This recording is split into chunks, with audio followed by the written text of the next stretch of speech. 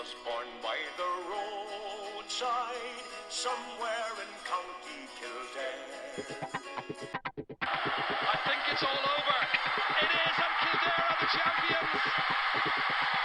Champions for the first time in 42 years. And it's the red I will repair. The Cora of Kildare.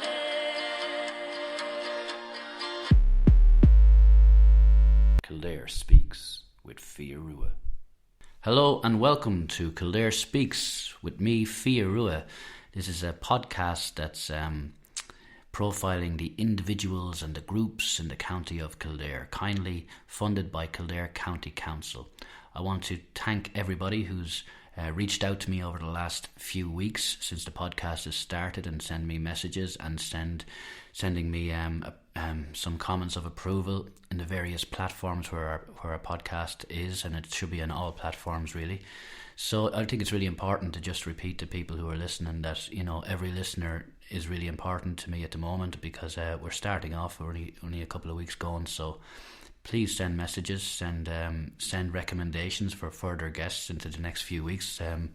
We listen to all messages, and I've got some lovely. It's funny how I say we. It's just myself really, but I have got some really nice recommendations for guests over the next few weeks. So we're going to have some A-listers in the county of Kildare featured on the podcast in the next few weeks. So please subscribe in the various platforms and tell your friends about the podcast. Share it in whatever way you want to. Even word of mouth is really a valuable way of doing it too.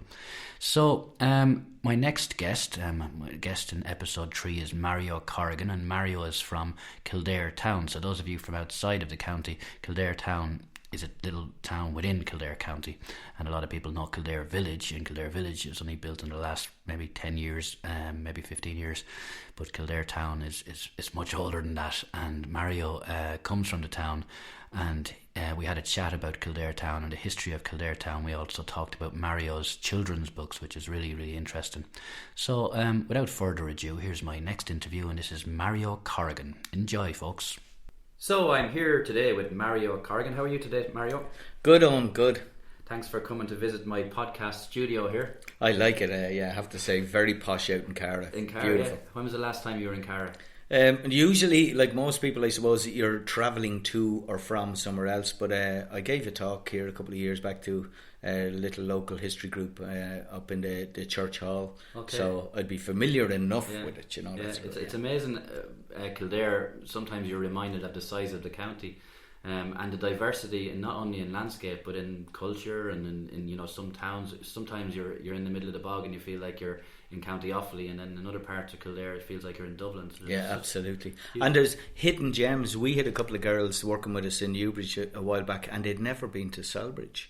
Right, they didn't. Yeah. They came, we brought them to an event, and they were absolutely gobsmacked, because the whole line of flight to and from Newbridge is to Dublin or back down to Limerick, and they had no reason, I suppose. So for them no passport. So to go to a place like Cara now or Selbridge or something, and I mean, it's only once you get into that you see the real Kildare as well, don't you? Well, it's a good start to go into. You know, we're talking about towns like Naas and Newbridge, and of course there's legendary rivalry between Naas and Newbridge. Whether that exists now, I think it does exist. But we'll move on then to Kildare Town, and where you're from and where you grew up, and you know, you pass Newbridge, you go out through the Curragh, and you find this town that, for me, the image I get of you being a young boy growing up in Kildare Town is bumping into soldiers and jockeys. Is that exaggerated? No, not at all. I mean, the two big employers, actually three, there was the chilling factory as well, but like the big traditional employers in Kildare would have always been the army and the horse industry. The horses are still there. The army moved across to the Curragh, and when the barracks closed there in 1998, you know, there was a real sense of loss. There was a fear that, you know, okay, this is, you know, we're losing the part, not just part of your heritage, but like you're losing a lot of jobs, a lot of employment. The barracks itself closed, and it's been developed now. It'll be developed for housing and some usual couple of shops and whatever. But that was a massive employer. and that was soldiers based in the barracks when you were a child. Yeah, McGee Barracks was the artillery barracks, and just a part of everything when you were growing up. And of course, when you were a teenager, like, I mean, you got to join the FCA, you know, the Free Coats Association or whatever it was, and it was great crack, great fun, and you'd end up in the Glen of Amal and they were firing guns and stuff, but it gave you a sense of purpose as well, something, a few bob. Yeah, most important. Yeah. So then the other thing that's associated, of course, was the horsing and the jockeys and like. If anything, I think that the horse culture in Kildare town has kind of developed more with the national stud and the developments that are taking place there. All around, I mean, literally all around you, horses. There are stables. Like, my father was working horses all his life, but I mean, everywhere you go, and you can see lads betting, you know. I mean, you still see them even now when you can't get into a bookies. They're queuing outside to get in. It's hilarious. You couldn't go into a pub in Kilare. It'd be very difficult not to at some stage encounter a conversation about a horse. It's true. Or a race. I worked in Newbridge for a few years, and I was like, even coming from Cara, like, you know, we have Arthur Moore's stable here in Cara and a lot of jockeys from Shemmy Heffernan, but I was still blown away by the amount of talks about horses in Newbridge. So I can only imagine what it was like in Kildare. You know, gambling, is that an issue that you've come across in Kildare town more? I mean, it's a big thing that people talk about these days. Yeah, I learned very early on when the guy gave me the absolute, it was going to win, you know, I lost. I never got caught again, you know. I mean, but there are guys, sadly, you know, that would be literally did spend their day at it, you know. Yeah. Now, if you're clever, you know, there was a great friend of mine for ages. We worked in a pub together, and he would work out this very technical bet. He'd spend maybe a tenner, which was big enough money at the time, maybe, but you would get a bet on almost every race, you know, and it was an accumulator or something, these lovely names they had on them. But I mean, you could get value out of it, and you'd watch all the races, and it was like guys watching the football. Yeah, you know? I mean, the only thing about it is when I moved to Galway, Galway races happened once a year, and you get lads going on about, I'm going to back a horse, When you're after coming from Kildare and hearing that every day, I felt the kind of sense that, like, look at these gobshites, you know, they're backing horses once a year and they think they know everything. Yeah. But there is a sense that, like, this tip culture does exist within Kildare. Like, if you get a tip in Kildare, the chances are that it's coming from a good source. It is, but the problem is you could get two good tips for the one race, you know, and that's what you have to figure out. Everybody believes their horse is in form and it's going to win, you know. But yes, you know, I mean, you would be lucky on occasion, you know. So, have you monitored I don't want to go too much into the horse racing stuff, but, like, you know, there seems to be a lot of development in the national stud in recent years, and it seems to be a real big attraction now. No, I mean, I always find that any great attraction in this country, if you're living beside it, you don't tend not to go to it, you know, that sort of thing. But there's a great association with the stud, and people go walking there all the time. Great place to bring your kids and stuff. But they've put a huge lot of money into developing a new horse racing museum and whatever. And of course, it was just opening this time, this part of the year, and we know all what happened there. But I mean, the stud would have traditionally, I think they were bringing about 125,000 people a year into Kilare. Kilare Village is bringing millions in now, so I think the importance for Kilare town is to figure a way of joining the village to the town. Right, I was about to ask you and that. Bring in the stud. Do you think there was a separation at some point, even now? Do you think there's a separation between Kildare Village and Kildare? Always was going to be a problem, because their focus, their job is to get people into the shops. Their job is not to populate Kildare. But from the outset, they built a boardwalk across what we knew as Butler's Field to bring people in. Our job, from Kildare's perspective, would be to get people from the village to visit. And the traders, the guys in the, you know, there are great restaurants there, Silk and Thomas and Hearts and that, they'll tell you that people do come up.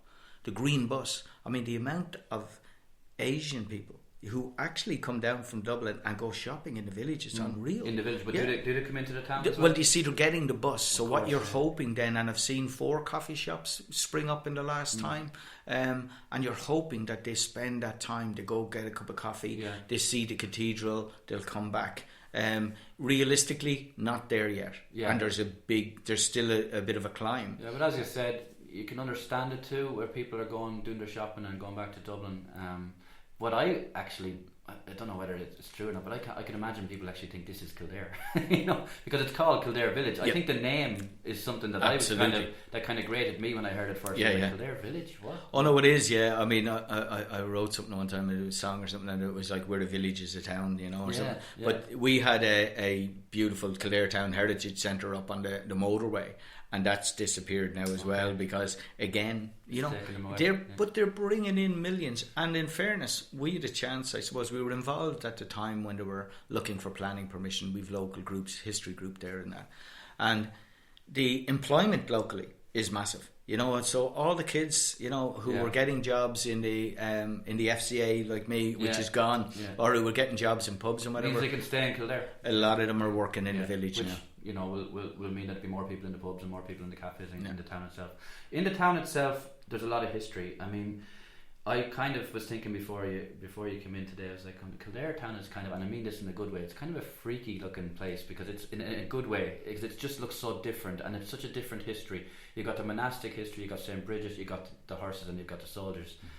When you were Mario, you constructed a heritage trail to bring visitors around and even locals around and show them a bit of their history. Was it a bit of a crossword puzzle for you to figure out where to go, because there's so many places to go? When you look at it now, and all of that stuff I put up online as well, but when you look at it, you say, oh yeah, grand, reads like a story. It's a minefield when you're knitting it together, and the only way to do it is to kind of approach it from that way, walking from spot to spot and dealing with them. But it's the oldest urban town outside of Dublin and Waterford, really? in the country. Yes. So and then is it connected with the Vikings, or is it? Oh yeah. The Vikings raided about 15 times.